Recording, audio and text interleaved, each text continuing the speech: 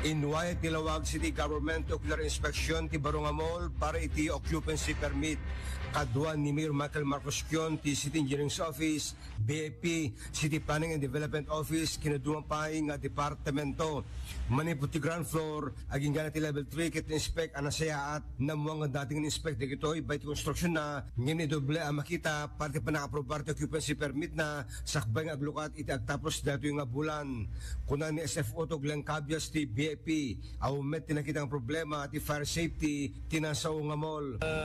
Inspection certificate for occupancy permit tapos na sir. Kaya okay na tong task.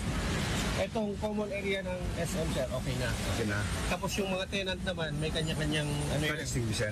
Hindi, may kanya-kanyang permit sir. Permit. May building permit, may occupancy permit din sila.